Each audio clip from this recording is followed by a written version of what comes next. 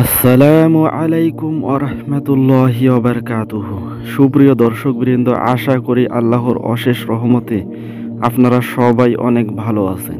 কিয়ামতের দিন মুসলিমগণ নবী সাল্লাল্লাহু আলাইহি ওয়াসাল্লামের হাউজে কাউসারে পানি পানের জন্য সমবেত হবে। এর পানি দুধের চেয়ে সাদা, মেশকের চেয়ে এর সুঘ্রাণ তীব্র, আর তার পাত্রগুলো আকাশের নক্ষত্রের মতো। যে এ থেকে একবার পানি পান করবে সে আর কখনো পিপাসিত হবে না। হাদিসে এসেছে, আবু হুরায়রা রাদিয়াল্লাহু আনহু থেকে বর্ণিত, তিনি বলেন, রাসূলুল্লাহ সাল্লাল্লাহু আলাইহি ওয়াসাল্লাম বলেছেন, হাউজে কাউসারে আমার উম্মত সমবেত হবে। আমি অনেক মানুষকে এমনভাবে তাড়িয়ে দেব যেমন একজনের উট অন্যজনের উটের পাল থেকে তাড়িয়ে দেওয়া হয়। সাহাবীগণ জিজ্ঞেস করলেন, ইয়া রাসূলুল্লাহ, আপনি কি আমাদের তখন চিনবেন? রাসূলুল্লাহ সাল্লাল্লাহু আলাইহি ওয়াসাল্লাম বললেন, হ্যাঁ, তোমাদের এমন কিছু আলামত আছে যা অন্যদের নেই। তোমরা আমার কাছে উপস্থিত হবে আর তোমাদের উজুর স্থানগুলো চকমক করতে থাকবে। তোমাদের একটি দলকে আমার থেকে দূরে সরিয়ে দেওয়া হবে। তারা হাউজে কাউসারের কাছে পৌঁছাতে পারবে না। সে সময় আমি বলবো, হে আমার প্রভু, এরা আমার অনুসারী। তখন এক ফেরেশতা উত্তর দিবে, আপনি কি জানেন আপনার পরে তারা কি প্রচলন করেছে? এই হাদিসটি থেকে আমরা যা শিখতে পারলাম: 1 নম্বর, উম্মতের সকল মানুষ হাউজে কাউসারে পানি পানের জন্য ভিড় করবে।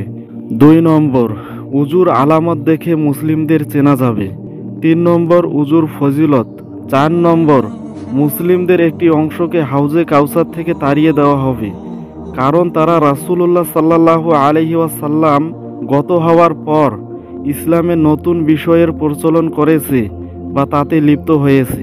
5 নম্বর, ইসলামে বিদআত প্রচলন ও তার অনুসরণ একটি মহাপাপ। হাদিসে এসেছে, আসমা বিনতে আবু বকর রাদিয়াল্লাহু আনহুমা থেকে বর্ণিত, তিনি বলেন, নবী সাল্লাল্লাহু আলাইহি ওয়াসাল্লাম বলেছেন, আমি হাউজে কাউসারে থাকব আর দেখব তোমাদের কে কে আসছে, কিন্তু কিছু মানুষকে আমার অনুমতি ব্যতীত নিয়ে যাওয়া হবে। তখন আমি বলবো, হে রব, এরা আমার অনুসারী, আমার উম্মতের অংশ। আমাকে বলা হবে, আপনি কি জানেন আপনার পরে এরা কি কাজ করেছে? আল্লাহর শপথ, তারা পিছনে ফিরে যাবে। হাউজে কাউসারে মুসলিম উম্মাহ কখন সমবেত হবে এই বিষয়ে উলামাদের মধ্যে মতভেদ রয়েছে। অনেকেই বলেছেন এটা ফুলসিরাতের পূর্বে হবে, আবার কেহ কেহ বলেছেন এটা হিসাব কিতাব ও মিজান ও ফুলসিরাতের পরে হবে।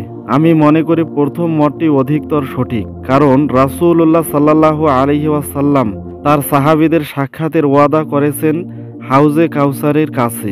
যেমন হাদিসে এসেছে, আব্দুল্লাহ ইবনে যায়েদ ইবনে আসিম রাদিয়াল্লাহু আনহু থেকে বর্ণিত, নবী সাল্লাল্লাহু আলাইহি ওয়াসাল্লাম আনসারদের উদ্দেশ্যে বলেছেন, আমার পরে তোমরা অধিকার ভোগের ক্ষেত্রে শাসকদের অগ্রাধিকার দেখতে পাবে। তোমরা তখন ধৈর্য ধারণ করবে হাউজে কাউসারে আমার কাছে সাক্ষাৎ লাভ পর্যন্ত। হাদিসে এসেছে, আব্দুল্লাহ ইবনে আমর ইবনুল আস রাদিয়াল্লাহু আনহু বলেন, নবী সাল্লাল্লাহু আলাইহি ওয়াসাল্লাম বলেছেন, আমার হাউজের প্রশস্ততা হবে 1 মাসের সমান দূরত্ব। তার পানি দুধের চেয়েও সাদা, সুঘ্রাণ মেশকের চেয়েও উত্তম, আর তার পাত্রগুলো আকাশের নক্ষত্রের মতো। যে তা থেকে পান করবে কখনো পিপাসিত হবে না। এই হাদিসটি দিয়ে বোঝা যায়, কিয়ামত সংগঠনের পরপরই জান্নাত জাহান্নাম নির্ধারণ হওয়ার আগে হাউজে কাউসারে সমবেত হওয়ার বিষয়টি চলে আসবে। সহিহ মুসলিম হাদিস নম্বর 247, সহিহ বুখারী হাদিস নম্বর 6593, সহিহ মুসলিম হাদিস নম্বর 27 এবং সহিহ বুখারী হাদিস নম্বর 4330, সহিহ মুসলিম হাদিস নম্বর 1845, সহিহ বুখারী হাদিস নম্বর 6579 এবং সহিহ মুসলিম হাদিস নম্বর 2292। সুতরাং প্রিয় দর্শকবৃন্দ, যদি আপনাদের কাছে ভিডিওটি ভালো লেগে থাকে অবশ্যই আপনার প্রিয় মানুষদের কাছে শেয়ার করে দেবেন। আসসালামু আলাইকুম ওয়া রাহমাতুল্লাহি ওয়া বারাকাতুহু।